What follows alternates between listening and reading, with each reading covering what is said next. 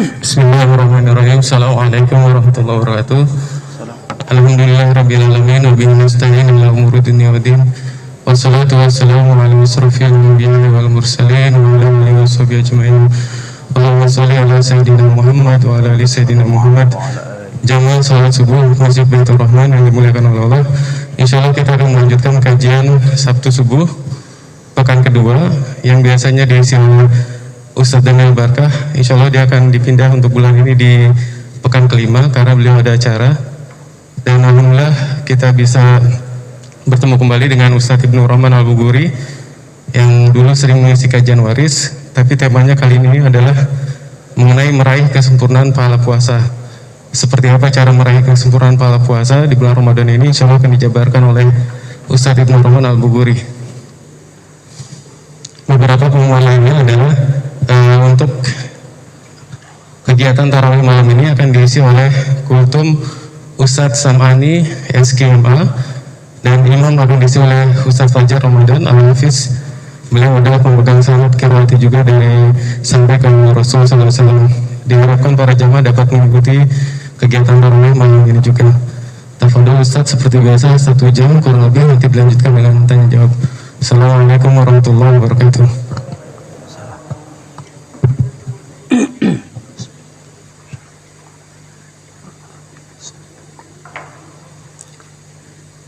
Bismillahirrahmanirrahim. Assalamualaikum warahmatullahi wabarakatuh. Alhamdulillahi rabbil alamin. Wassalatu wassalamu ala nabiyyina Muhammadin khatamil anbiya'i wal mursalin wa ala alihi wa sahbihi ajma'in wa ba'du. Bapak Ibu jamaah rahmati Allah Subhanahu wa taala. Alhamdulillah, kembali Allah berikan kita nikmat bisa jalankan ibadah puasa, melaksanakan sholat subuh berjamaah. Kita niatkan waktu kita diperpanjang di masjid ini, niatnya i'tikaf.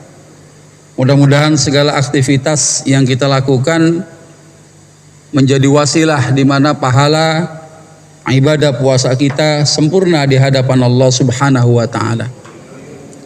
Pada kesempatan hari ini, tema yang sebagaimana disampaikan tadi tentang meraih kesempurnaan pahala puasa. Ada ujungnya sebenarnya nih yang dipotong ya, melalui sedekah gitu ya. Karena banyak sunnah-sunnah puasa yang barangkali banyak guru-guru kita sudah bahas. Tapi insya Allah kita akan fokus ke satu itu ya. Baik, kita akan mulai bicara tentang ibadah puasa. Dari sekian banyak rangkaian ibadah yang Allah tetapkan kepada umat Rasulullah Sallallahu Alaihi Wasallam, ternyata ibadah puasa ini punya keunikan tersendiri, karena ternyata pahalanya terserah pada Allah Subhanahu Wa Taala untuk menilai kualitas pahala puasa kita. Ya, karena ujung-ujungnya yang tahu urusan kita sama Allah. Ya, seorang ayah tinggalkan rumah puasa, sampai di kantor dia nggak puasa, balik lagi ngaku puasa, orang nggak tahu.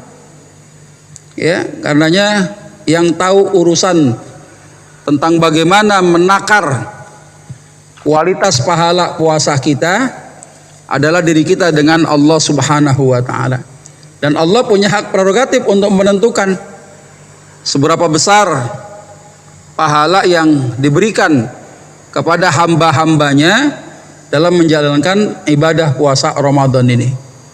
Sebagaimana hadis ya, kullu amali ibni Adam yudha'aful hasanah asyru amthaliha ila 700 nisfin ila 700 dha'fin ya. Setiap amalan kebaikan yang dilakukan oleh manusia akan dilipat gandakan, dimulai dengan 10 kali kebaikan yang semisal itu hingga 700 kali lipat, ila 700 dha'fin. Qala Allah azza wa jal, kemudian Allah Subhanahu wa taala berfirman dalam hadis qudsi ini, illa shauma, kecuali ibadah puasa. Fa innahu li wa ana ajzi bih. Karena ternyata ibadah puasa itu untukku, ya, dan aku sendiri yang akan membalasnya. Jadi masya Allah nih. Jadi ibadah puasa yang kita lakukan, pahalanya bisa kita takar, ya, kecuali Allah yang berhak menakar setiap pahala ibadah puasa yang kita lakukan.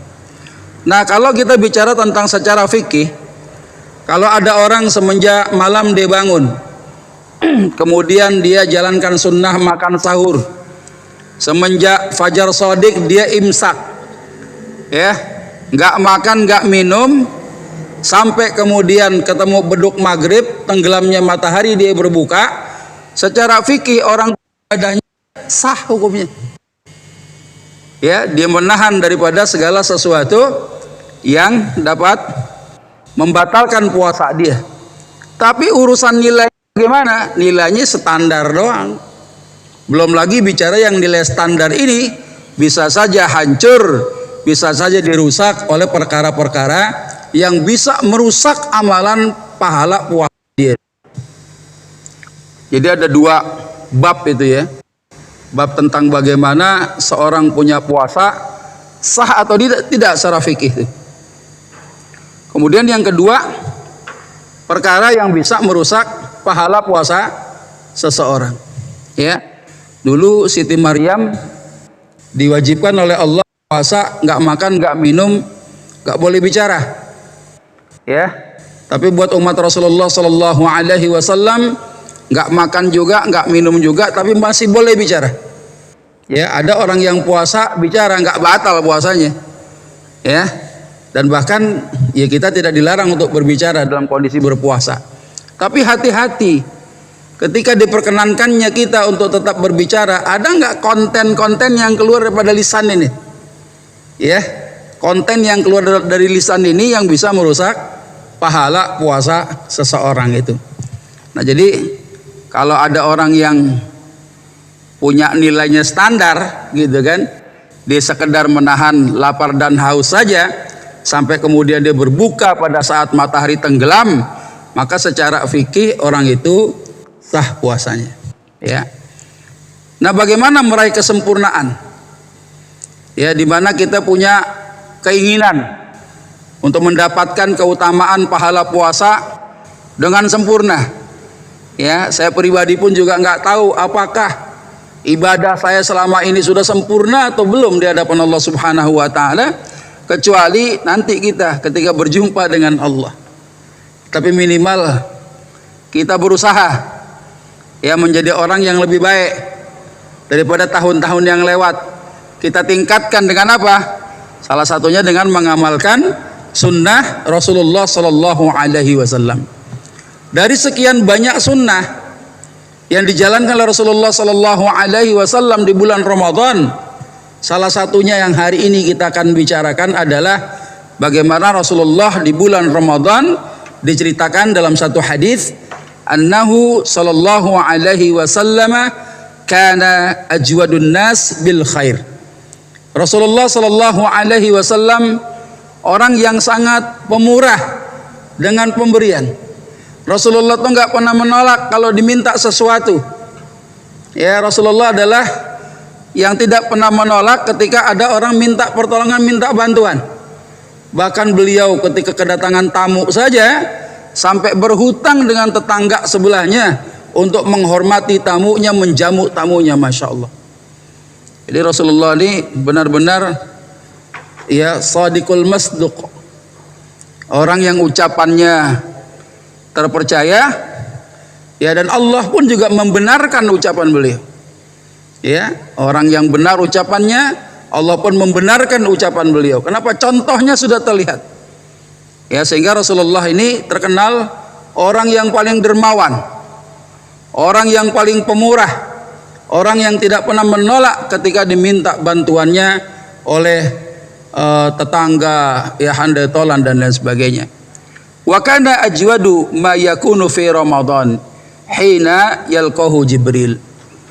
Ya, namun saat beliau berada di bulan Ramadan itu ternyata ya kualitas apa namanya ya, tingkatan kedermawanan beliau ini lebih lagi ketika terjadi di bulan Ramadan. Nah, ini termasuk sunnah Rasulullah Sallallahu Alaihi Wasallam yang bisa kita contoh, ya, yang bisa kemudian menyempurnakan pahala puasa setiap kita sekalian.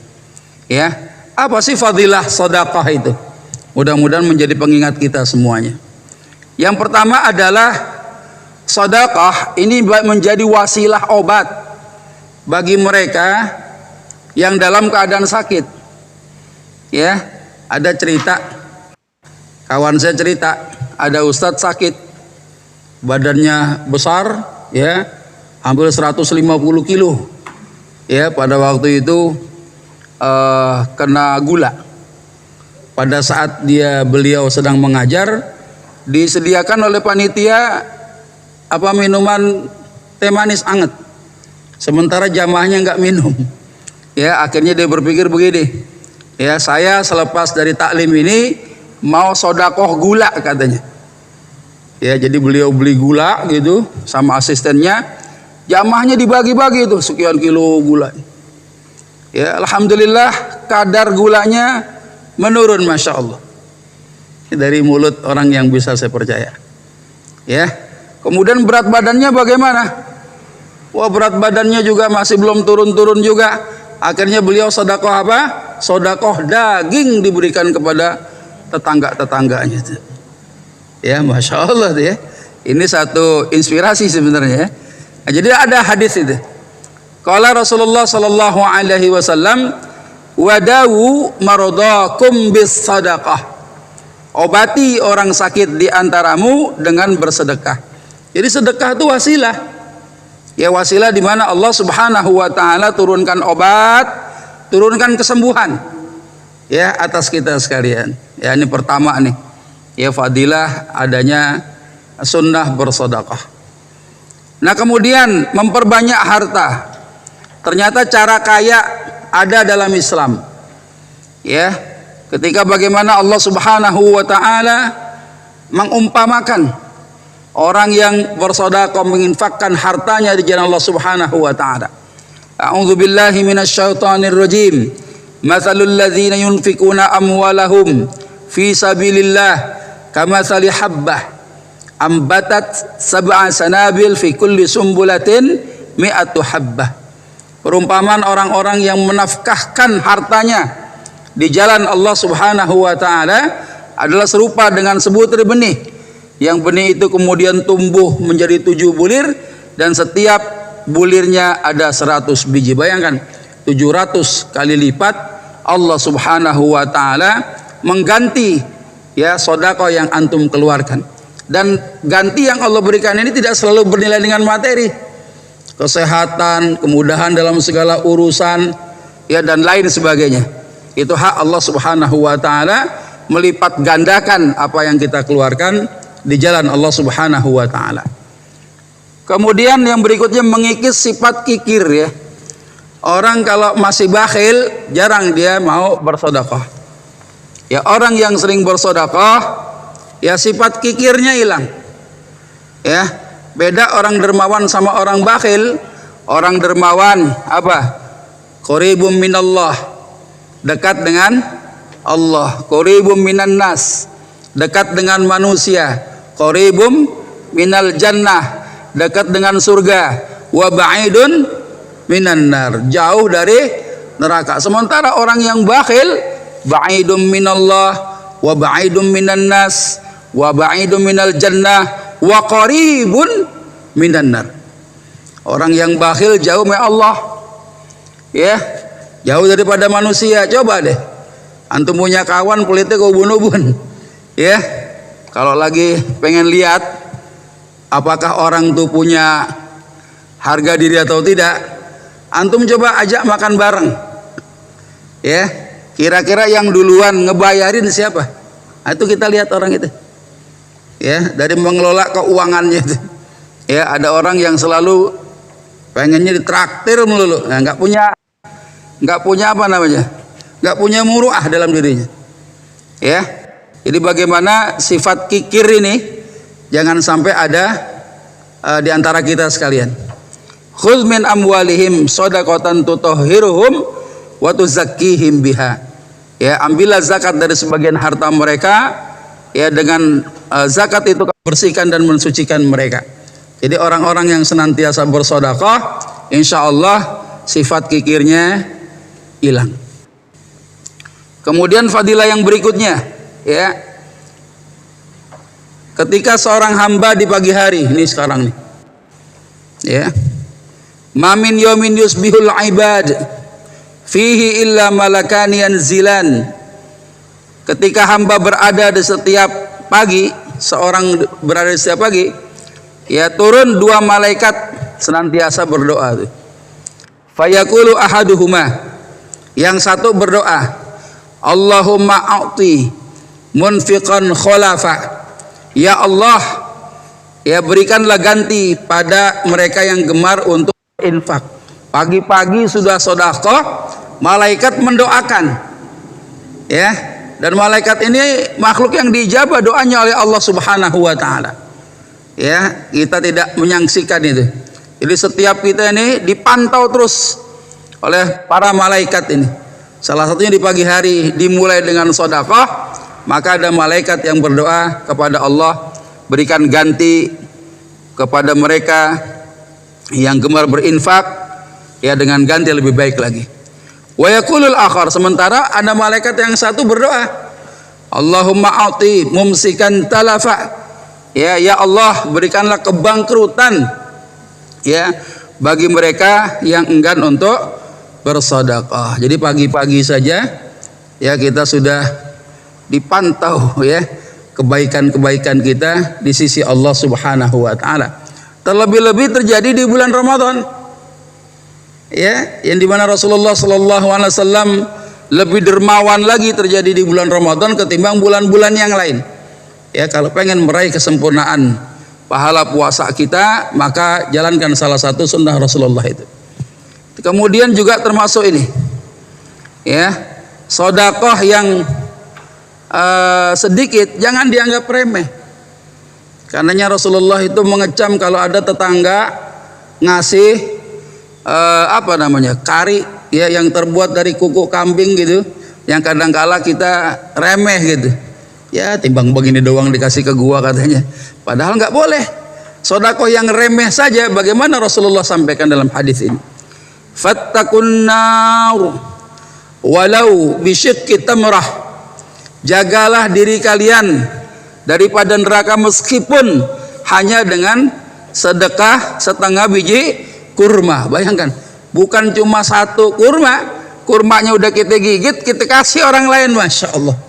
Ya, itu menyelamatkan itu, ya, menyelamatkan diri kita daripada siksa api neraka. Apalagi berkontainer-kontainer tuh, kormeknya kita taruh di sini, ya, jadikan sedekah, masya Allah, ya. Nah, termasuk sedekah yang paling utama terjadi di bulan Ramadan ini yang disebut dengan amalan mencuri pahala. Orang yang dicuri nggak merasa kehilangan, ya. Kita yang nyuri dapat nilainya sama kayak dia tuh, ya. Makanya masya Allah, kalau tadi ada orang yang diberikan pahala puasa berbeda-beda, coba bayangkan ada orang yang memiliki keutamaan di kampung antum itu, ya, ada alim ulama, ada guru, kita khidmah, ya, dengan zohirnya kita ngerasa, wah, ini pahalanya puasanya sempurna nih. Kita pengen ambil pahala kiai itu. Caranya bagaimana? Khidmah. Kasih itu. Ya, kata Nabi apa? Man fattara shaiman. Barang siapa yang memberi makan saat berbuka untuk orang yang berpuasa, kana lahu mithlu ajri. Ya, maka dia berhak mendapatkan pahala yang sama seperti pahala orang yang diberi makannya itu. Ghaira annahu la yunqas min ajri shaim syai', yang dimana pahala orang itu tidak berkurang sedikit pun daripada pahalanya itu. Jadi kalau ngasih makanan takjil gitu, ya dapat juga kita pahala. Cuma pahala orang standar tadi dapat juga. Ya, kita kasih makan orang yang puasanya cuma tidur doang gitu kan. Ada nggak pahalanya? Ada, standar doang pahalanya. Maka kita pengen mencuri ya pahala-pahala daripada orang-orang yang punya keutamaan. Atau misalnya kita nggak pandang itu deh, kita menginginkan mungkin selama sebulan kita berpuasa ada hal-hal yang kurang, yang membuat puasa kita nggak sempurna. Kita pengen berbagi selama sebulan penuh, bersedekah, ngasih makan orang-orang yang berbuka ya, untuk orang yang berpuasa. Maka bukan tidak mungkin nanti kita dihisap oleh Allah Subhanahu wa taala, enggak cuma 30 hari doang. Bisa 1 juta hari, 2 juta hari. Kenapa? Karena yang makan makanan kita banyaknya luar biasa. Coba itu. Ya. Kalau di Masjidil Haram bulan Ramadan, wah berebut. Ya, yang pegang roti, yang kasih kurma, ya, yang kasih buah-buahan, Masya Allah. Kenapa? Tahu keutamaannya. Ya, jadi sedekah yang paling utama di bulan Ramadan, ya, sebagaimana sedekah kita memberikan, ya, takjil, ya, orang menyegerakan berbuka puasa, pahalanya dia kita colong pahala dia nggak kehilangan pahalanya, bahkan kita dapat pahala dia. Nah, ini Masya Allah, ini cara untuk menutupi ketidaksempurnaan pahala puasa kita, ya. Nah, terkait dengan itu semua, ada satu hadis bicara tentang sedekah, di mana Rasulullah Sallallahu Alaihi Wasallam dalam hadis ini beliau nyatakan begini: tasaddaqu, bersedekahlah kalian, fa innahu ya'ti alaikum zaman, ya, karena sudah semakin dekat satu masa, yamshir rajulu bi sadaqatihi, ada seseorang yang membawa sodakohnya.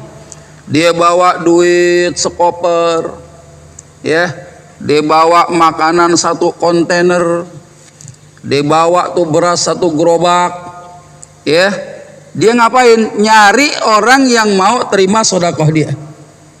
Tapi apa yang terjadi? Kata Nabi, fala yajidu man yakbaluha. Hari itu dia kelalang keliling nyari orang yang nerima sedekah dia, tidak ada satupun orang yang mau terima sedekah yang dia bawa. Alasannya tahu? Kenapa tahu?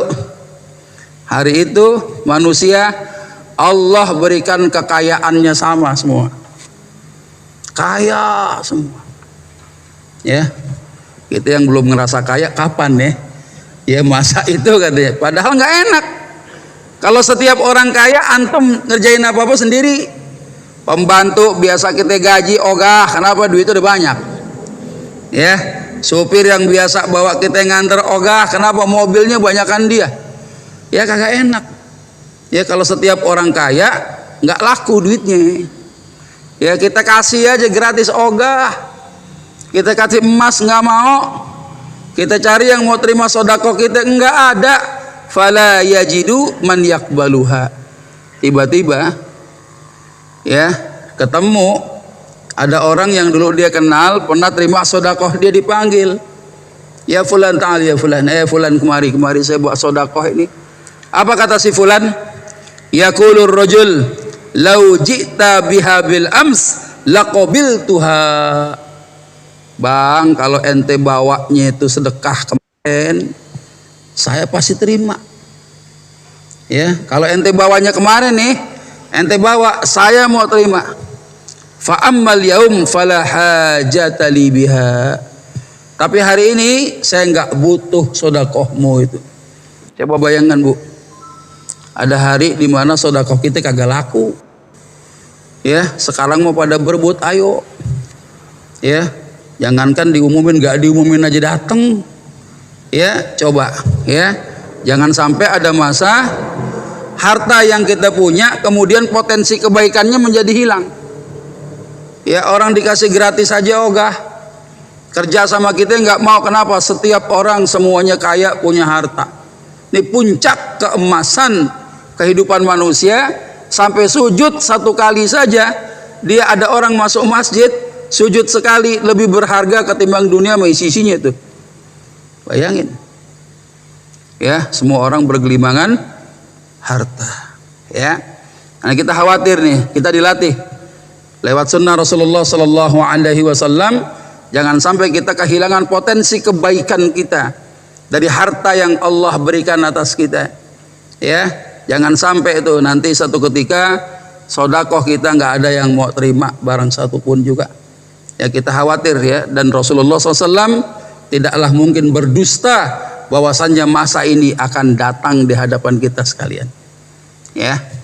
Nah, sebagaimana juga ayat menyebutkan, A'udzubillahi minasyaitonirrajim. Wa anfiqu mimma razaqnakum min qabli ayyatiya ahadakumul maut. Dan infakkanlah sebagian dari apa yang telah kami berikan kepada kalian sebelum fenomena kematian datang kepada salah seorang di antaramu, dan dia mengatakan apa? Fayaqula rabbi laula akhartani ila ajalin qarib. Ya Rabb, sekiranya engkau berkenan menunda kematianku barang sebentar aja. Ya, makanya orang janji nih, fasaddaqa wa akum minas salihin. Saya janji mau jadi orang yang rajin gemar bersedekah. Saya janji pengen jadi orang baik. Tapi lagi-lagi ketika ajal sudah sampai, nggak mungkin bisa diulur kembali.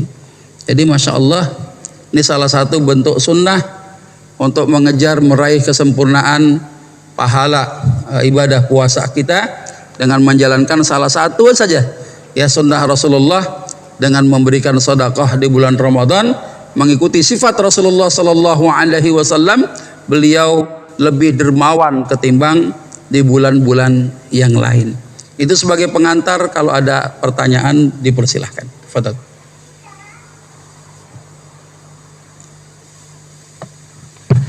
Silakan Bapak Ibu jika ada pertanyaan.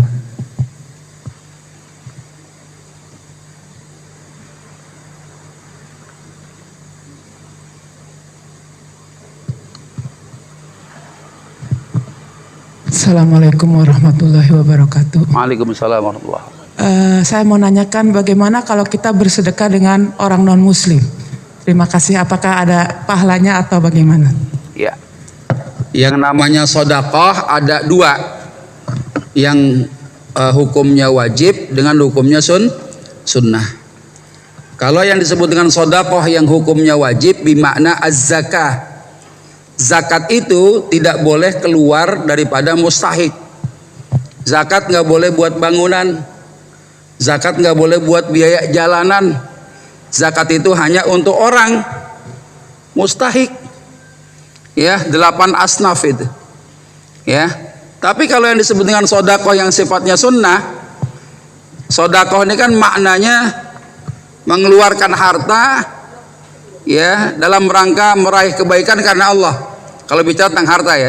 Tapi sebenarnya sedekah itu bentuknya macam-macam. Ya, senyumin saudaramu, ya jawab salam sedekah, menghilangkan penghalang di jalan juga sedekah, mendahulukan jalan saudaramu juga sedekah. Nah, bagaimana hukum bersedekah dengan non muslim? Hukumnya mubah. Hukumnya boleh. Karena ini terkait dengan ibadah sosial. Yang nggak ada masalah. Rasulullah pun juga demikian. Ya, saling memberi. Beliau ketika ada Raja Najasah, ya, Raja Najasah ketika itu pada waktu itu beliau ingin menghadiahkan ya minyak wangi. Ketika baru sampai di perjalanan dikabarkan Raja Najasah meninggal dunia. Akhirnya kembali lagi itu minyak wangi, nggak jadi diberi. Ya, artinya Rasulullah sendiri saling menghadiahkan ya kepada non muslim. Dalam arti orang yang bersedekah ini maknanya bicara tentang ibadah sosial. Hukumnya boleh, nggak ada masalah. Wallahu a'lam bishawab. Ada lagi? Ya, yang belakang itu.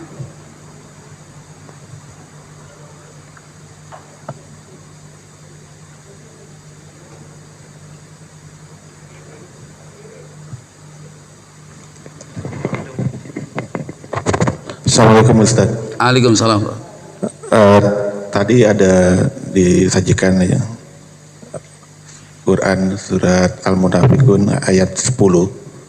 Ini sering kita lihat di WhatsApp itu kalau ada broadcast yang mengenai orang yang seandainya dia dihidupkan kembali dia inginnya bersedekah gitu. Juga disandingkan dengan bukan dengan ibadah-ibadah lain termasuk sholat. Ini yang pertanyaan adalah seolah itu menunjukkan bahwa sedekah itu di atas ibadah sholat, sementara sholat itu sendiri adalah tiang agama. Dan kalau seandainya dilihat lagi di ayat sebelumnya, itu ada kaitan di sini disebutkan bahwa ditujukan pada wahai orang-orang yang beriman. Jadi kalau misalkan mau dilihat, kita nggak bisa berdiri sendiri dari ayat ke-10, tapi mesti lihat ayat sebelumnya. Intinya yang ada di broadcast itu apakah tepat mensandingkan ibadah sedekah itu dengan ibadah lainnya gitu. Padahal ada ibadah yang paling utama itu ibadah sholat gitu, Ustaz. Demikian, Ustaz.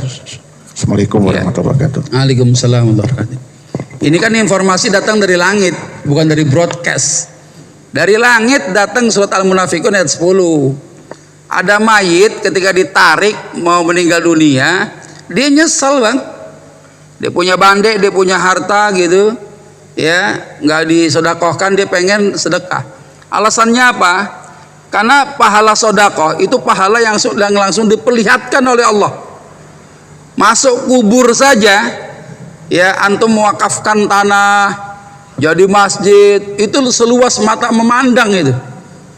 Makanya kurang amat ya kemarin harta, ya, nggak semuanya aja disedekahin gitu. Kenapa? Karena amalan sodakoh itu amalan yang Allah perlihatkan langsung kepada si mayit ini.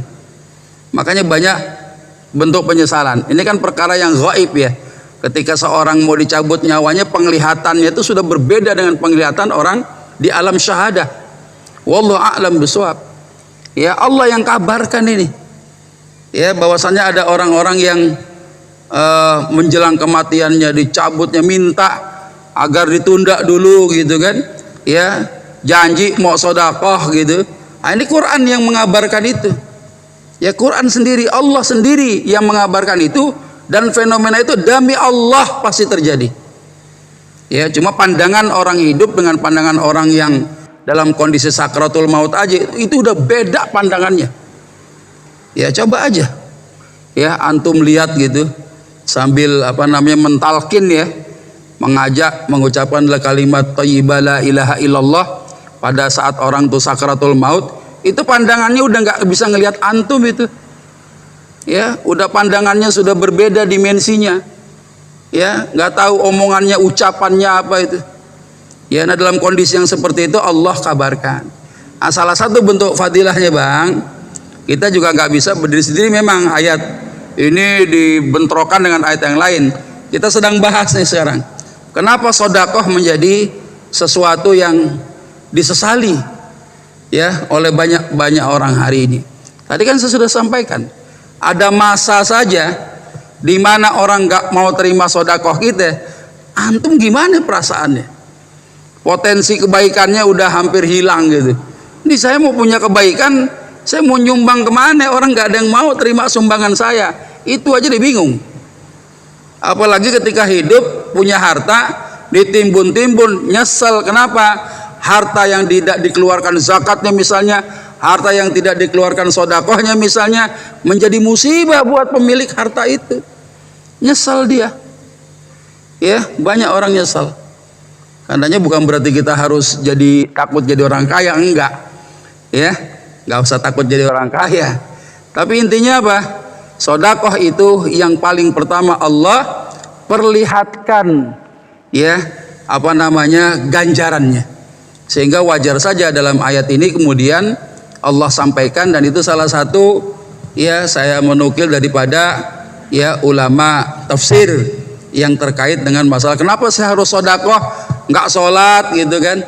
Coba deh, orang yang rajin sholat belum tentu rajin sodakoh. Ya, orang yang rajin puasa juga jarang kali sering ya dia bersodakoh. Ya, kenapa? Kalau urusannya udah sama orang lain, urusannya cerita jadi lain. Ya, kadangkala kita asik gitu kan. Banyak ibadah-ibadah sosial yang kadangkala kita abaikan. Ya, kita asik dengan ibadah yang mengambil fadilahnya hanya menguntungkan diri kita sendiri doang.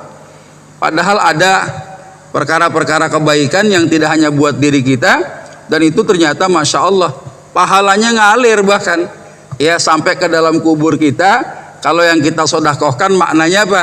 Sodakotun jariyah, maknanya wakaf. Ya kan ada sodako produktif dengan konsumtif ya. Sodako konsumtif ya pahala segitu aja udah. Ada sodakotun jariyah sampai ke kuburnya. Ini yang disebut dengan penyesalannya di situ. Wallahu a'lam bishawab. Kira-kira begitu Bang ya, mudah-mudahan bisa dipahami. Ada lagi?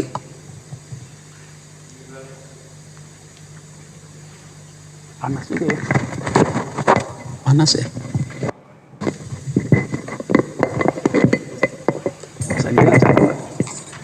Assalamualaikum warahmatullahi wabarakatuh. Waalaikumsalam warahmatullahi wabarakatuh. Maaf Pak Ustadz, apakah kalau kita bersodakoh itu harus memilih-milih, misalnya kita mau ngasih orang yang puasa, sama orang yang puasa itu orang biasa sama orang yang ahli Quran misalnya tapi miskin gitu. Katanya ada yang ini, kalau cuman orang yang biasa itu ya begitu lapar udah begitu lapar udah hilang.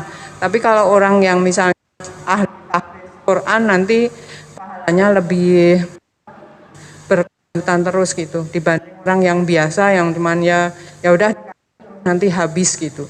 Ya. Terima kasih. Assalamualaikum warahmatullahi wabarakatuh. Waalaikumsalam warahmatullahi wabarakatuh. Itu contoh aja ya. Jadi contoh ketika Allah Subhanahu wa taala menakar pahala setiap orang puasa. Berarti kalau gitu bisa kita ambil kesimpulan, saya pengen dong dapetin pahala seorang guru tuh yang lagi puasa. Karena secara zahir mudah-mudahan si guru ini mengamalkan ilmunya, mengamalkan kesunahannya. Ya boleh aja kita berikan kepada beliau. Tapi tidak menutup kemungkinan antum juga bersedekah juga kepada yang lain. Itu mudah-mudahan menjadi asbab hidayah. Ya menjadi asbab hidayah nih buat orang yang nerima ini. Pernah kan kemarin ditanya gitu, Ustadz saya mau sodakoh nih. Ada orang yang rajin ibadah, ya dia miskin juga. Ada orang yang nggak pernah ibadah, dia miskin juga. Apa yang mana yang harus kita utamakan? Dua-duanya utama. Ya, yang miskin tidak ibadah, kali aja dengan antum memberikan kebaikan itu menjadi asbab hidayah buat dia. Ya, akhirnya mau dia beribadah pada Allah. Ya, saya yang begini aja nggak rajin ibadah masih Allah perhatikan. Bagaimana kalau seibadah, masya Allah. Ini kita nggak tahu nih. Ya dua-duanya boleh. Yang nggak ada masalah. Cuma kalau bicara tentang skala prioritas kebutuhan, boleh kita jadikan ukuran. Misalnya ada orang miskin, tetangga kita dengan tanggungan anak yang banyak. Ya ada orangnya satu miskin juga, anaknya nggak seberapa banyak, rumahnya juga nggak ngontrak. Ini udah banyak, rumahnya ngontrak, bininya 2. Wah kan kesian tuh. Ya kasih dia tuh sumbang tuh dia tuh. Ya disumbang yang suruh kawin lagi jangan. Ya sumbang dia tuh. Ya karena skala prioritas. Ya itu yang saya maksud itu. Jadi kalau tadi boleh nggak sih saya milih-milih mau dapetin pahala ya boleh-boleh aja. Tapi tidak menutup ya sodako untuk yang lain. Kenapa? Karena sodako kita itu bisa jadi asbab hidayah. Allah turunkan hidayah. Masya Allah. Gitu kira-kira Ibu. Ada lagi?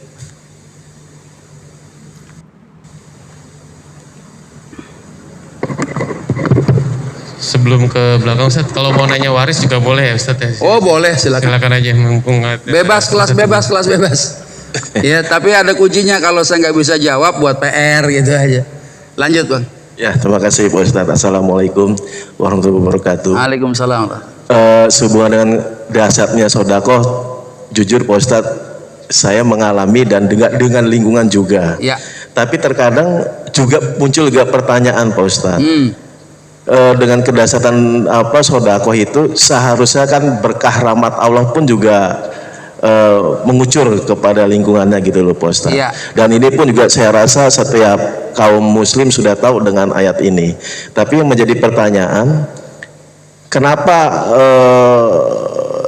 terkadang melihat juga kok sulit juga untuk kalau dalam dahsyatnya sodakoh seperti ini, kenapa kok juga dalam kehidupan kita bermasyarakat, bernegara, kok tidak seperti tidak kita rasakan? Apakah memang ini juga menunggu dari janji Allah memang sesuai dengan periodenya tadi, ada suatu saat nanti sedekah tidak diterima, apa sudah tidak ada menerima.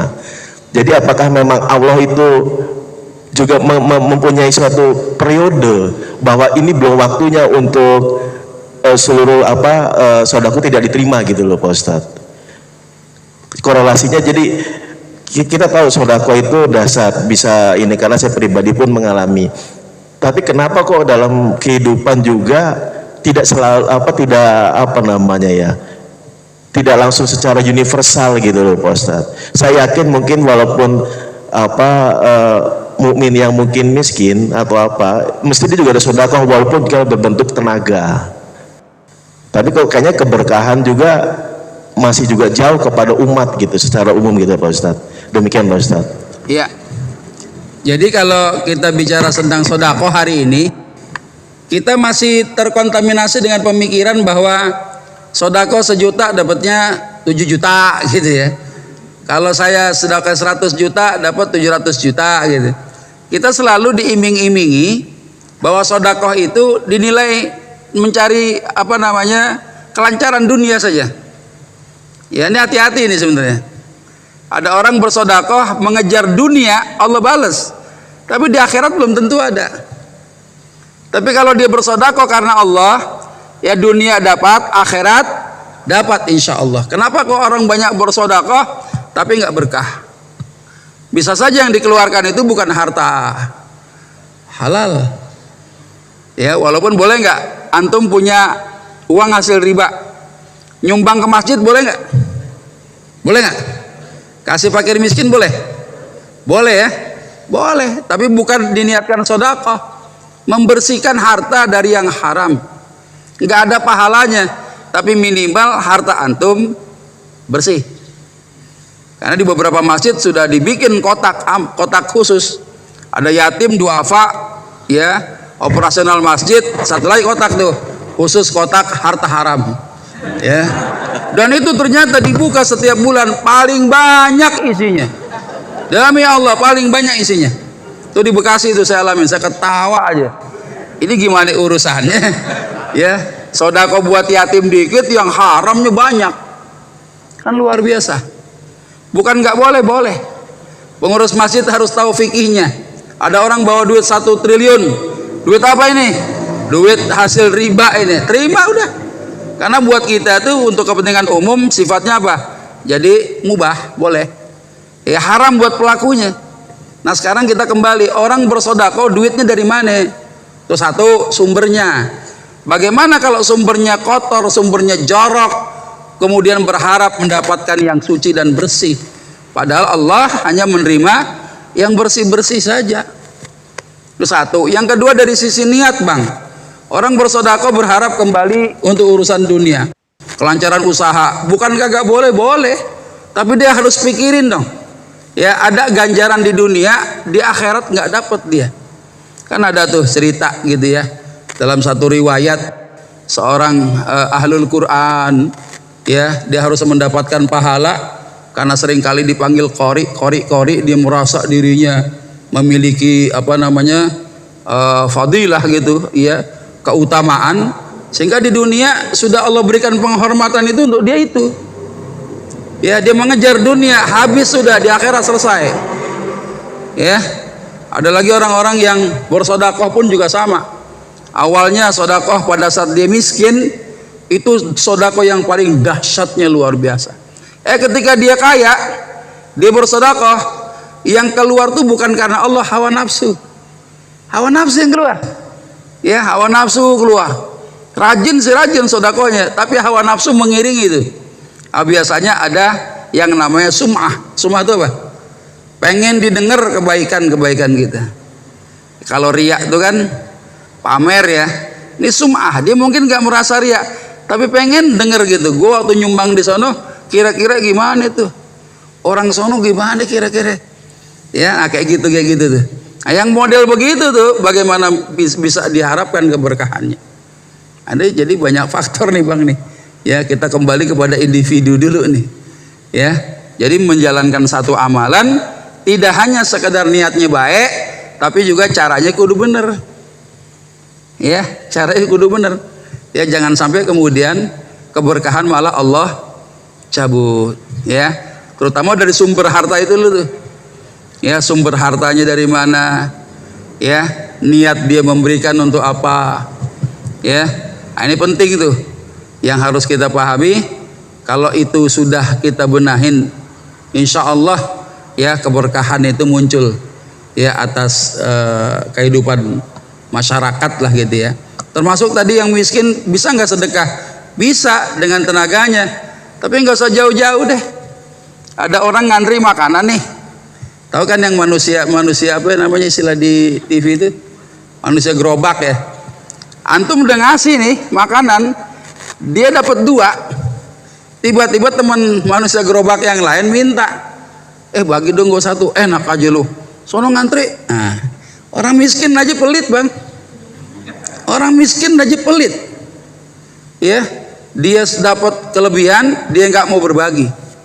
Bahkan temennya ya sono ngantri, gua aja ngantri, ya gitu biasanya. Karena sifat manusia begitu, serakah. Ya, mengamankan dirinya sendiri, tidak memikirkan orang lain. Nah, ini dikecam dalam Islam itu. Jangan sampai kemudian ada orang ngaku beriman, ya, terus sementara tetangga sebelahnya kelaparan, naudzubillah. Nabi sampaikan bukan orang yang beriman yang model begitu, yang tetangganya kelaparan sementara dia kenyang sendiri. Wallahu a'lam bishawab. Gitu bang. Mudah-mudahan bisa abang. Mungkin sedikit Pak Ustaz. Ya. Kalau begitu kita menunggu seakan-akan gitu loh Pak Ustaz. Menunggu atau suatu pemimpin atau umara yang lebih dulu untuk memimpin kebenaran itu sendiri gitu loh Pak Ustaz. Atau dengan kata lain lah, menunggu Imam Mahdi baru kita berkah, semuanya tidak ada yang mau menerima zakat atau apa-apa tidak mau menerima sedekah. Apakah harus begitu? Konteksnya harus menunggu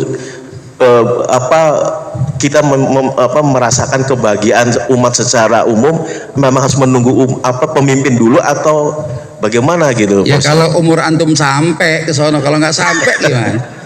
Kita sama aja kan nunggu kematian bang. Kematian itu pasti, jangan dicari-cari. Tapi yang penting persiapan kita ngadepin kematiannya. Munculnya Imam Mahdi, ya, Amirul Mukminin di kemudian hari, ya, itu sudah pasti. Cuma masalahnya antum punya nilai enggak dalam kehidupan ini? Apa cuma nunggu? Diam, nggak ngapa-ngapain. Lebih baik berbuat.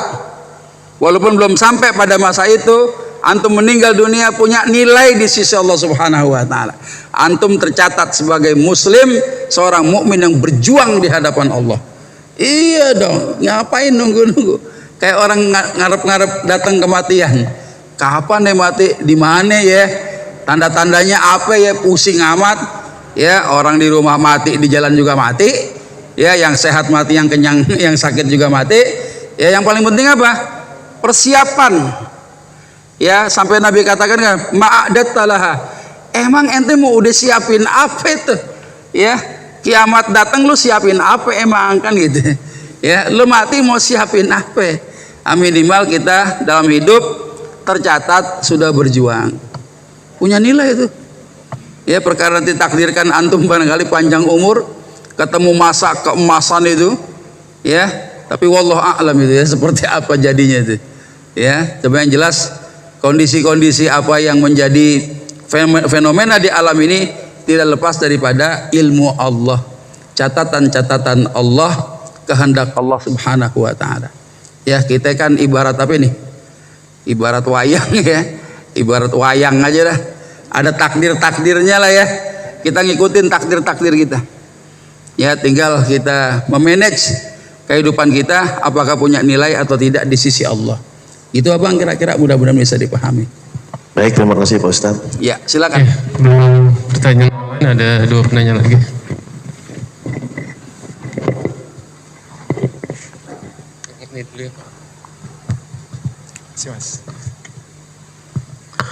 Assalamualaikum warahmatullahi wabarakatuh.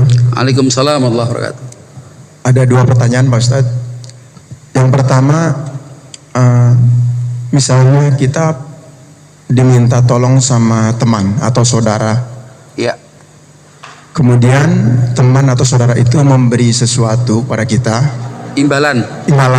Padahal kita sudah menyampaikan saya ikhlas, saya nggak mau. Tapi tetap mereka memberikan dan mereka juga mengatakan bahwa saya ikhlas lahir batin. Ya. Nah, ini bagaimana kita menggunakannya? Apakah ini masuk, kalau misalkan dalam pemerintahan masuk gratifikasi, kalau ini masuk dalam kategori yang seperti apa? Nah, yang kedua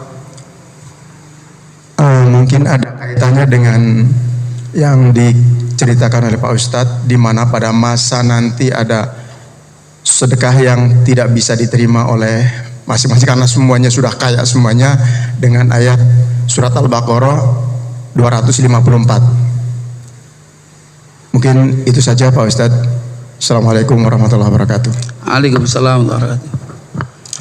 Yang pertama ya, kalau kaitannya teman gitu, tadi ada antum sudah bisa jawab sendiri ya. Kalau petugas negara dia menjalankan urusan apa yang menjadi kontrak kerjanya seorang dengan negara, maka seluruh aktivitasnya dilakukan untuk melayani masyarakat. Ya, masyarakat kalau ngasih hadiah boleh nggak? Nggak boleh, hukumnya haram. Apa kata Nabi? Man ista'malnahu ala amal. Barang siapa yang telah kami berikan ya sebuah tugas, farazaqnahu rizqan, yang dimana orang ini sudah diberikan gajinya untuk dia. Fama akhadha ba'da dzalik fahuwa ghulul. Dia mendapatkan atau mengambil sesuatu di luar gaji yang telah ditetapkan, maka hukumnya korupsi, gratifikasi, hukumnya haram. Tapi kalau antar temen lah ya, tetangga sama tetangga nih ceritanya nih, minta tolong sama kita nih, ya kita dari awal mah nggak berharap apa-apa, tapi ketika selesai pekerjaannya dengan baik, dikasih, terima, jangan belagu, ya itu rezeki anak soleh Pak, ya kan kita nggak minta. Ya dikasih tuh, jadi kebaikannya menyebar. Niat antum bantu dia, nggak ngarepin apa-apa, udah pahala. Dia kemudian berbagi, ada pahalanya antum terima. Ya, kadang saya suka bilang sama teman begini, lu kalau nongkrong di masjid, ada suguhan di masjid nih, goreng-gorengan gitu, ya. Tiba-tiba kita mau pulang masih ada sepiring lagi. Ya, merbot bilang, bang ente bawa nih bang. Ah udah dah. Kita udah kenyang, anak marah itu. Ente yang kenyang, orang rumah belum kenyang. Jadi ada hak di rumah. Ya, suami, istri dan anak itu punya hak atas suami. Jadi jangan kenyang sendiri. Ya ketika antum mendapatkan bagian, ingat oh ini rezeki anak, rezeki istri, kan begitu. Jadi antum sendiri punya kebaikan juga. Ya nyambung kebaikannya tuh. Jangan ditolak.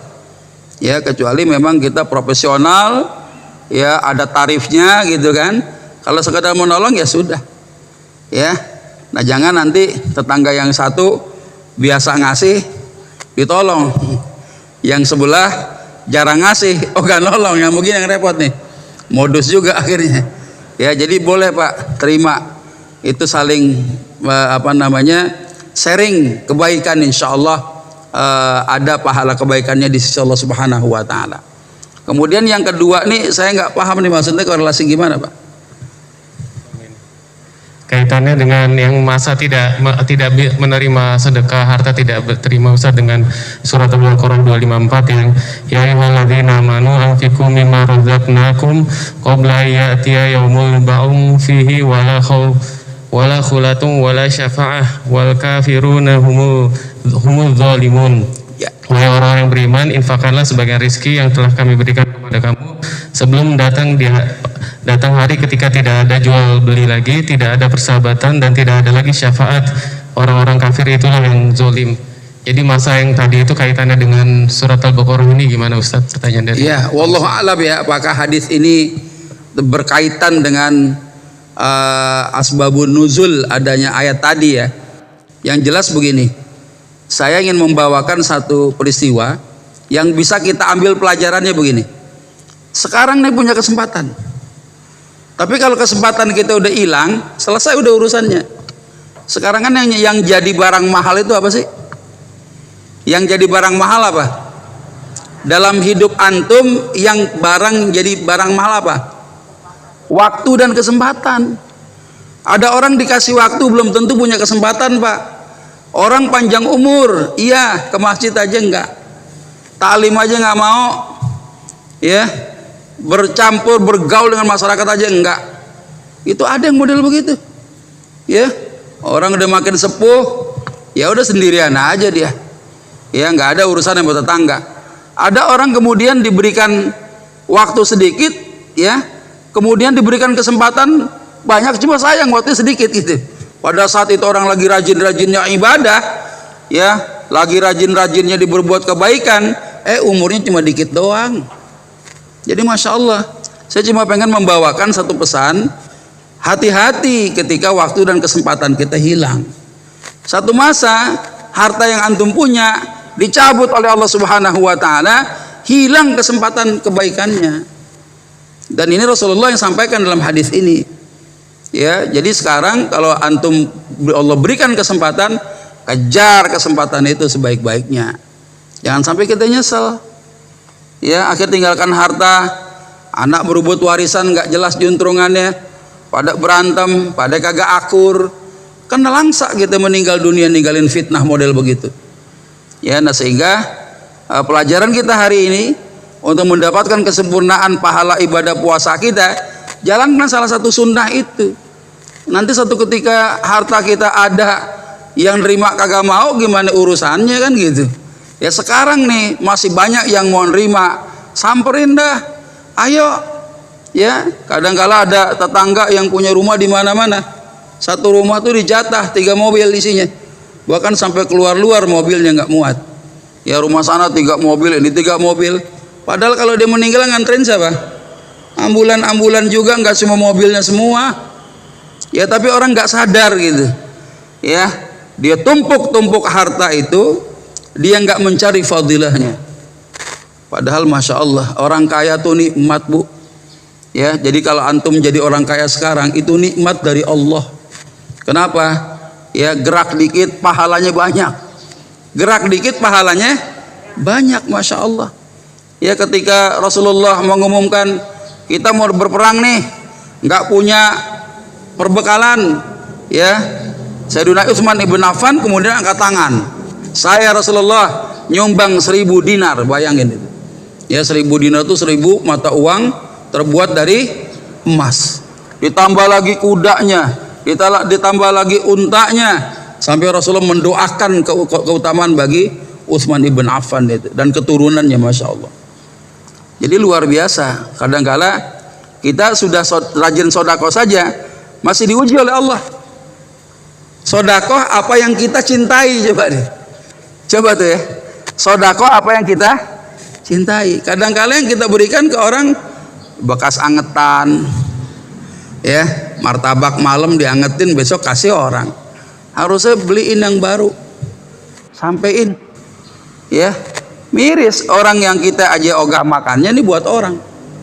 Ya, beli mangga, buah mangga cari pantatnya pada hitam-hitam, kasih orang. Ya, yang bagus-bagus kita simpen di rumah. Coba deh belajar memberikan sesuatu yang terbaik untuk orang. Ya, Masya Allah. Ya, kalau sudah begitu insya Allah ya sifat kikir hilang, kita nggak peduli dengan kelezatan dunia gitu. Ya, karena dunia ibarat apa? Ibarat bola tendang ke sono kemari, bodoh amat. Kita nggak peduli. Orang yang zuhud itu kan begitu. Orang zuhud bukan orang miskin ya. Orang zuhud dia kaya, tapi menempatkan harta itu bukan di hati, di tangan dia tuh. Ya dilempar kemana aja. Orang zuhud begitu. Ya. Dan sahabat Rasulullah ya zuhud. Rasulullah zuhud. Rasulullah kaya loh. Setiap perang aja dapat berapa? Al-khumus ya, 1/5, 20% daripada harta rampasan perang untuk Rasulullah. Itu pun masih ada lagi, ya, ada lagi tuh bagian di mana Rasulullah boleh memilih sebelum yang 20%. Tapi apa yang Rasul lakukan? Apa yang didapat ya untuk umat semuanya, Masya Allah. Nah, tinggal kita mau nggak melakukan hal itu, ya. Kecintaan kita terhadap harta benda duniawi gitu. Kadang saya miris gitu ya. Ada orang-orang yang masih ngontrak rumahnya, empot-empotan bayarnya. Ini sementara ada orang yang punya rumah di mana-mana, anaknya aja nggak mau nempatin tuh rumah itu. Akhirnya pada retak-retak temboknya, jadi sarang uka-uka gitu kan. Kalau malam gelap serem, ya dijual juga belum tentu laku. Kasihan. Ya lebih baik sedekahkan saja. Ya panggil guru, ayo bikin tahfiz Quran di sini. Rumah tahfiz, masya Allah itu kan lebih baik. Ya daripada didiemin aja begitu. Nah, ini sayang sekali. Nah ini orang banyak nyesel nih. Ketika meninggal dunia, barang-barang yang bandek-bandek yang dia simpan itu, nyeselnya nggak ketulungan. Ya coba waktu di dunia aja udah nggak ada manfaat, rumahnya nggak ada yang mau nempatin anaknya, apalagi pas meninggal dunia. Gitu Pak kira-kira Pak ya, mudah-mudahan bisa dipahami. Ada lagi? Tafadhal. Assalamualaikum warahmatullahi wabarakatuh. Waalaikumsalam.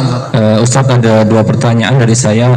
Yang pertama, mohon dijelaskan mengenai perbedaan dari sodako, infak, dan sering kita dengar juga hibah ya Ustadz ya. Kemudian yang kedua pertanyaannya adalah terkait dengan keutamaan dari sedekah yang dilakukan secara diam-diam dan sedekah yang dilakukan secara terang-terangan Ustadz. Terima kasih. Ya. Jadi ulama dalam hal ini bicara tentang apa namanya zakat, infak, dan sodakoh itu. Ini sebenarnya gini.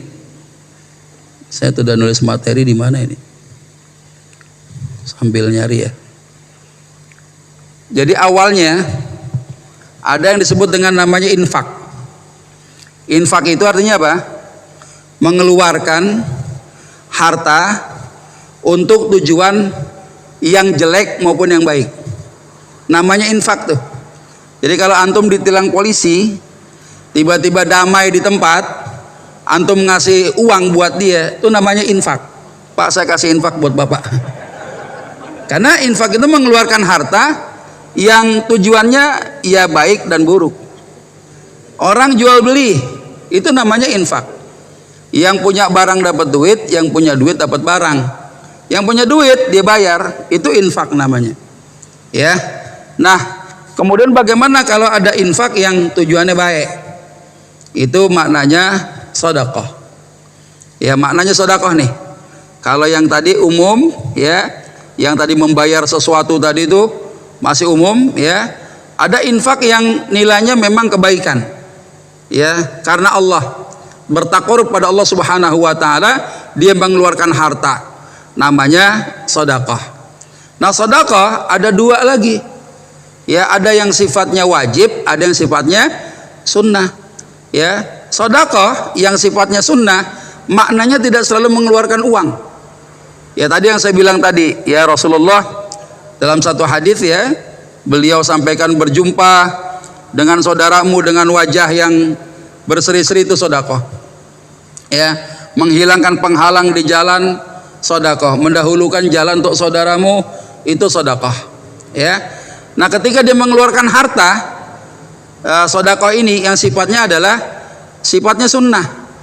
Ya, sedekah yang sifatnya sunnah, yang semata-mata balasannya hanya daripada Allah Subhanahu wa taala. Contoh misalnya apa? Santunan yatim, nyumbang masjid, apalagi itu? Apalagi kira-kira? Banyak, ngasih makan orang berbuka puasa, itu yang namanya yang disebut dengan sunnah.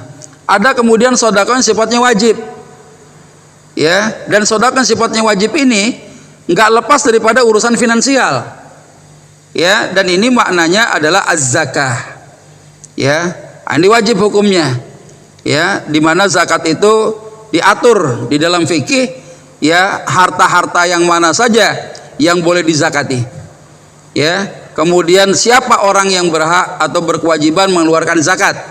Siapa orang yang nerimanya? Diatur dalam Islam. Nah, ada sedekah yang sifatnya sunnah jadi wajib. Gara-gara apa? Ayo contohnya apa? Sedekah yang tadinya sunnah jadi wajib. Contohnya apa? Kifarah. Siang-siang jima di bulan Ramadan. Apa kifarahnya tuh? Ngasih makan 60 fakir miskin. Ngasih makan 60 fakir miskin itu sunnah, tapi ketika kifarah jadi wajib. Ya, ada nazar, ya, yang kita nazarkan sedekah yang sifatnya sunnah jadi wajib. Nah, itu contohnya begitu. Jadi antara infak, sedekah dengan zakat itu sebenarnya maknanya sama sih. Ya infak, ya sedekah, zakat sama saja. Tapi kalau kita mengacu kepada definisi, terjadi perbedaan di situ.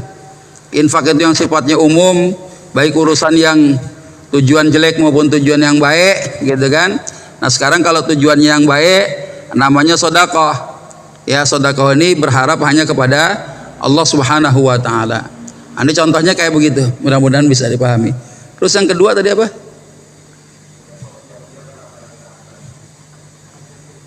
Diam-diam. Ya, ini contoh ya. Kalau antum sholat berjamaah, wajib gak kita siarkan? Boleh gak kita siarkan? Boleh. Antum jalan semangat, bawa keluarga, itu namanya ibadah yang wajib.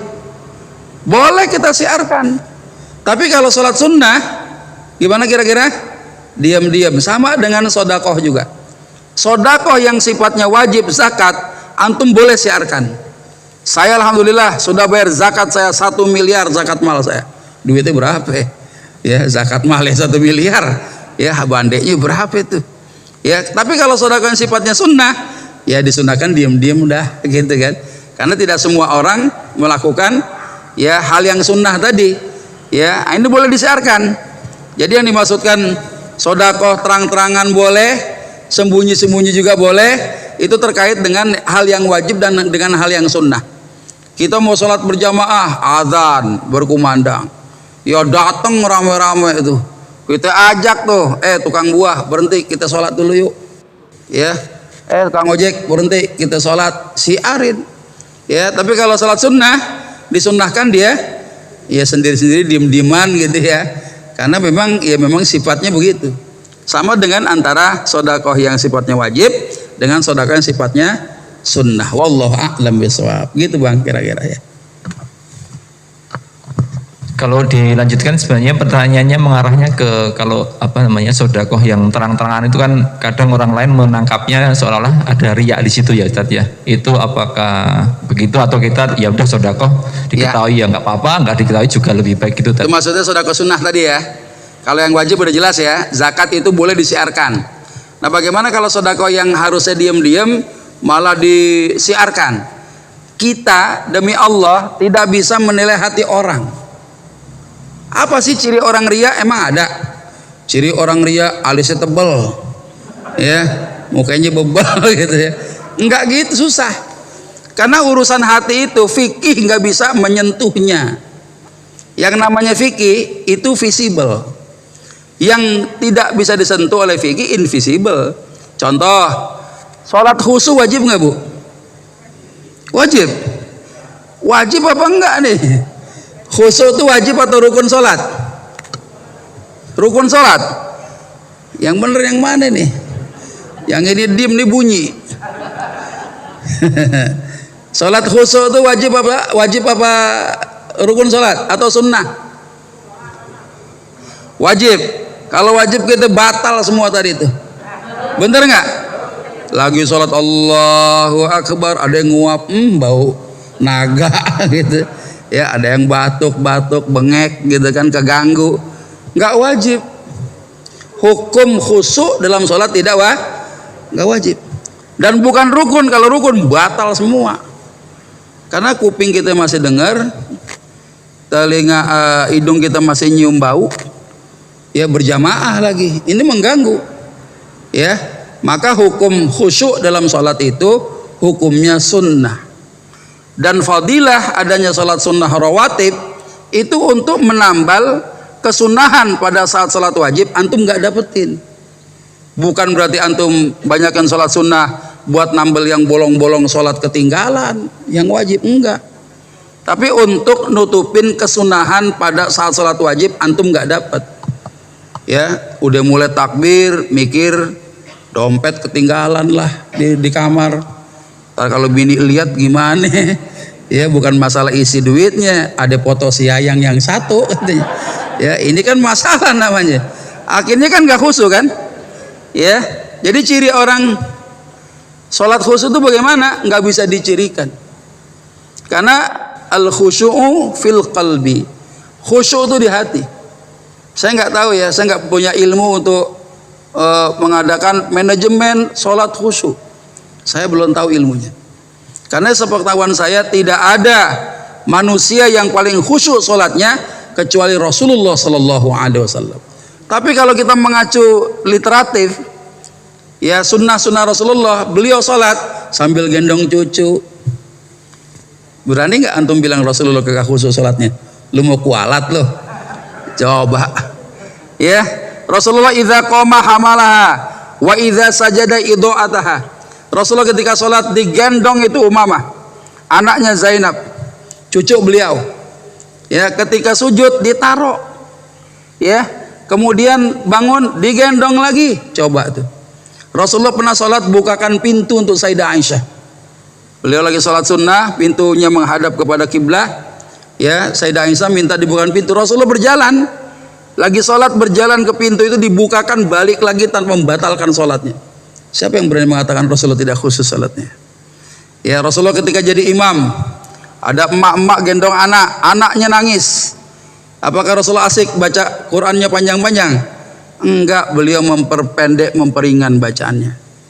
Itu kan bagaimana cara khusyuk ya. Nah, termasuk kembali ke masalah riya tadi, Bang.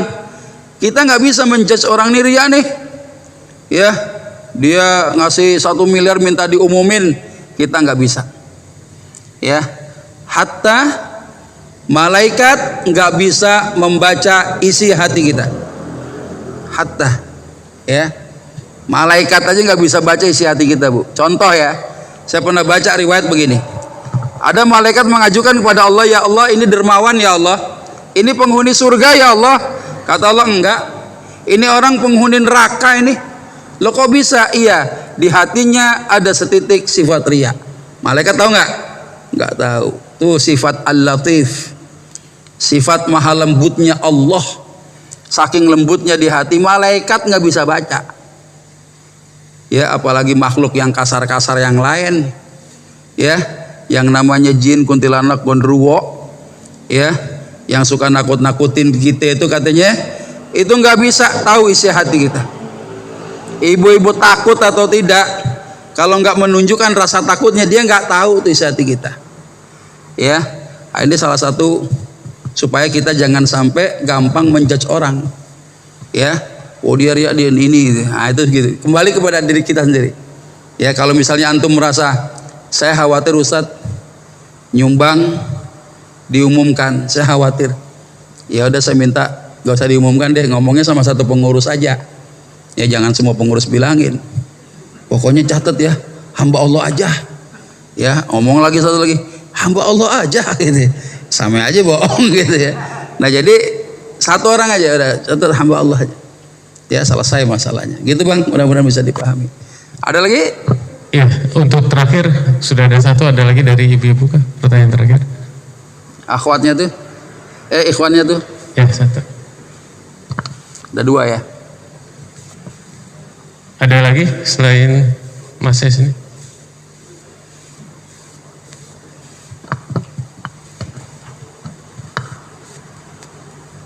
Baik, Assalamualaikum warahmatullahi wabarakatuh. Waalaikumsalam warahmatullahi wabarakatuh. Ustadz, yang ingin saya tanyakan terkait tema kuliah subuh hari ini, meraih kesempurnaan pahala puasa, itu adalah hal yang relate pada kondisi saya saat ini.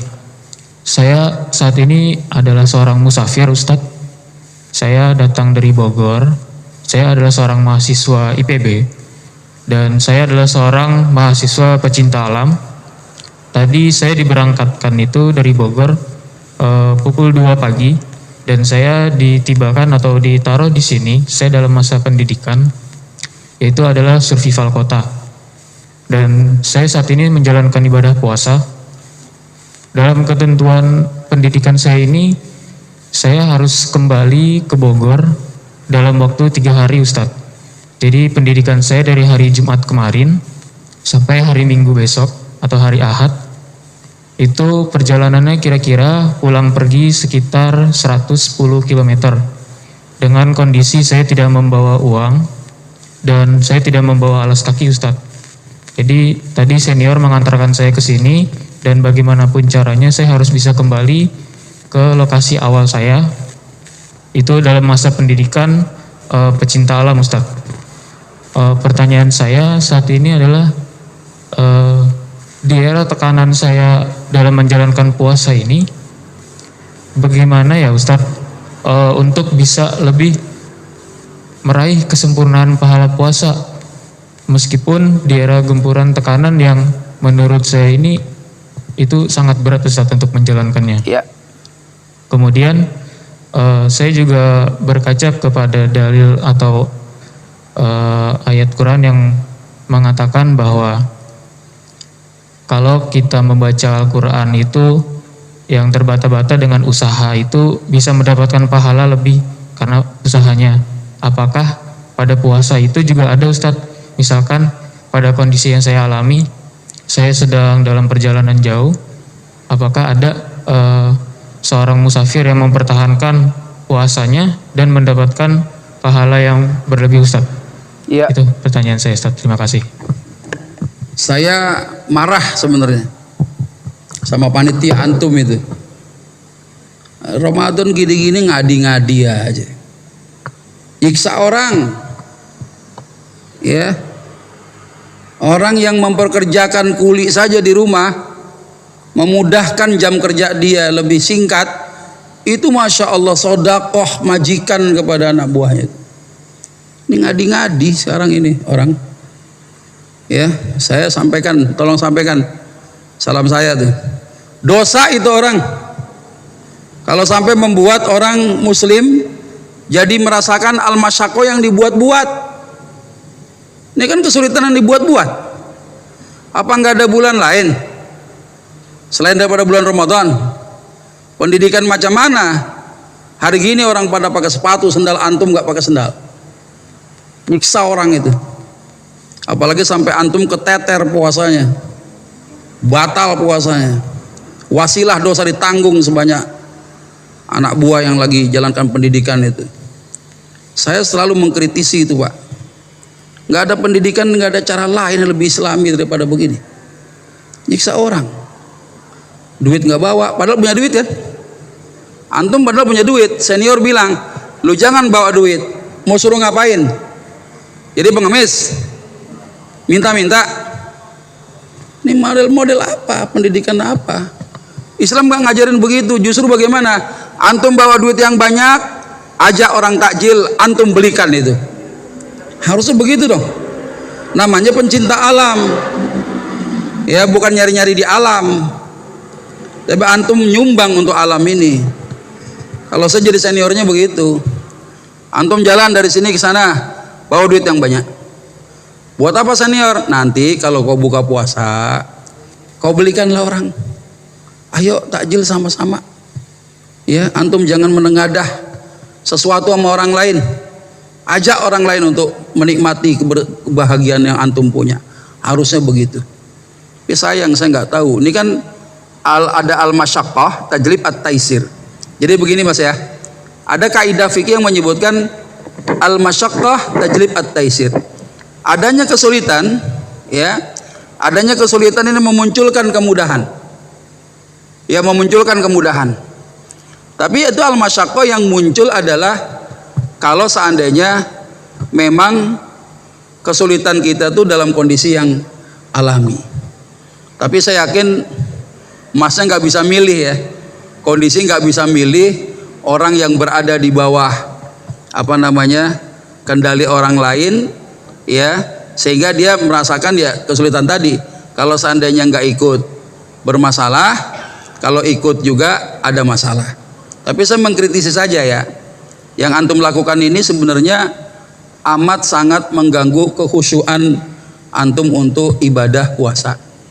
Kecuali barangkali antum dipersiapkan menjadi jundullah, tentara-tentara Allah yang membela agama ini.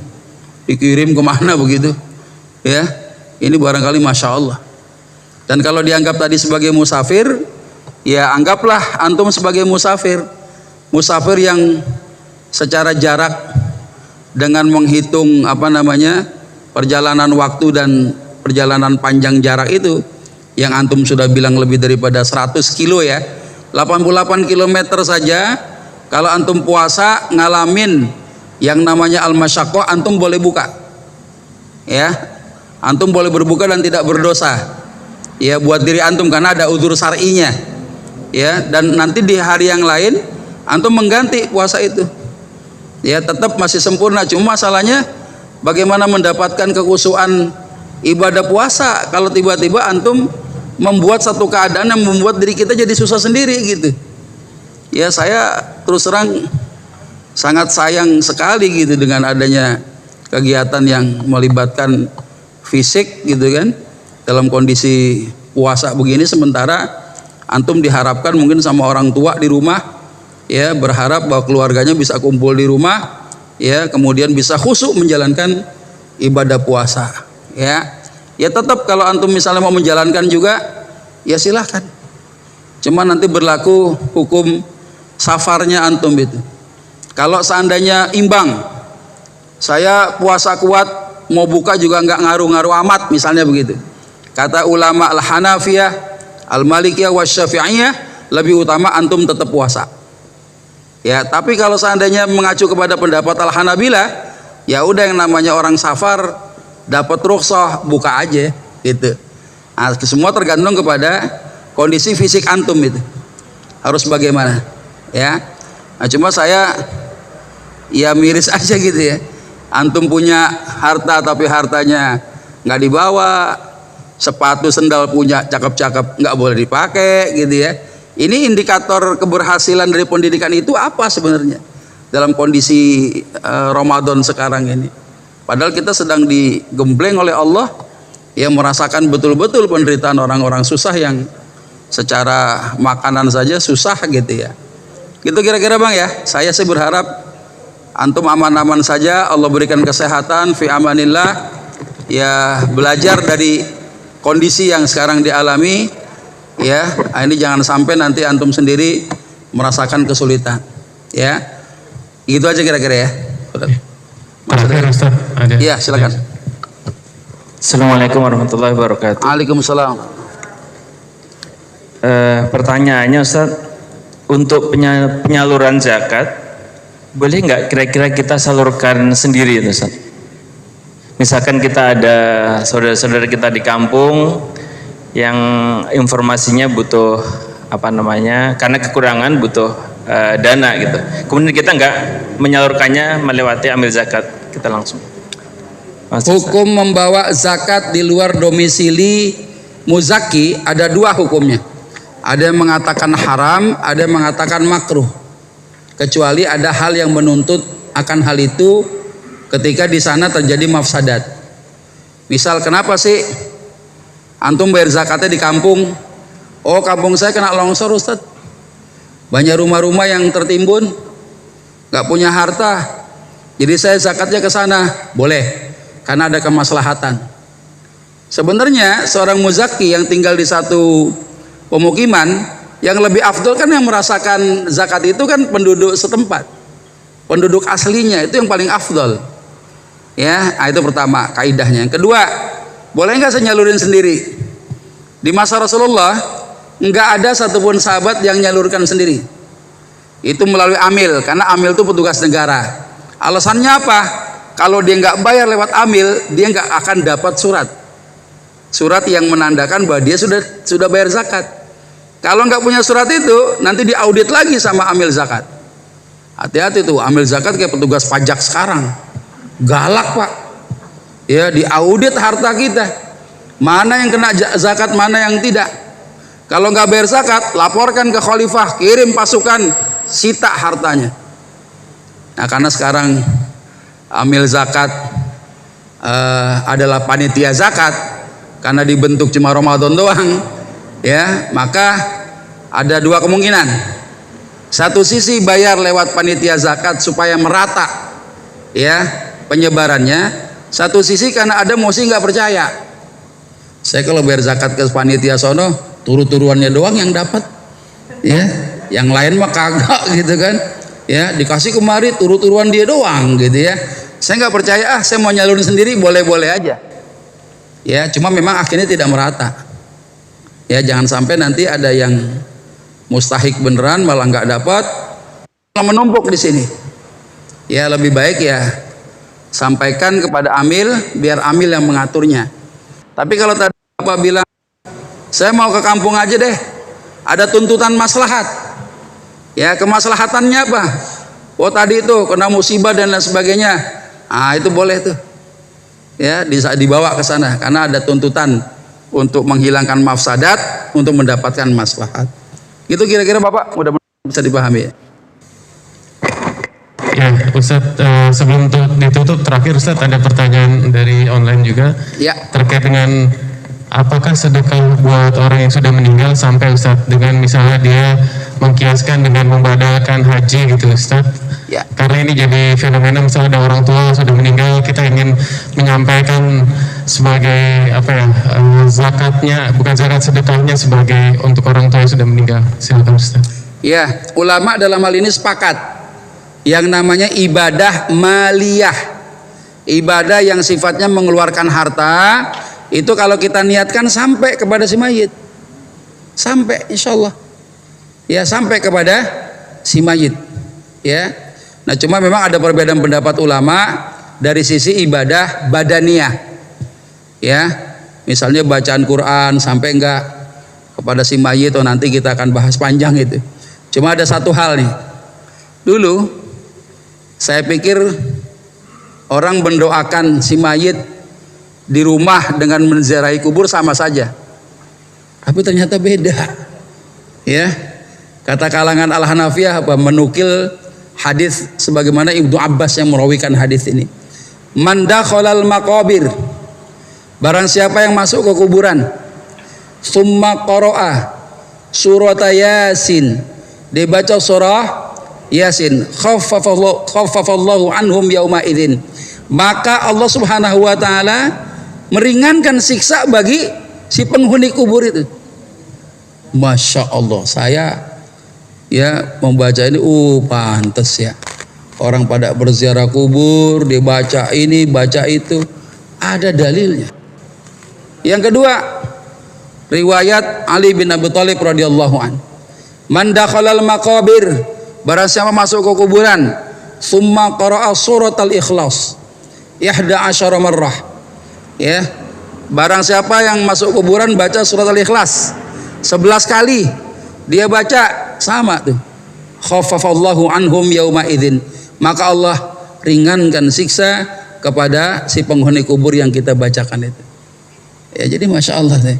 Apalagi urusan harta tadi kita niatin ya, sodakohnya tuh boleh, nggak ada masalah.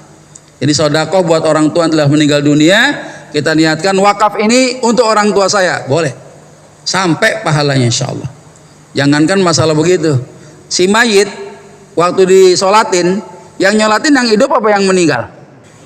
Yang hidup. Perilaku orang yang hidup yang merasakan manfaatnya siapa?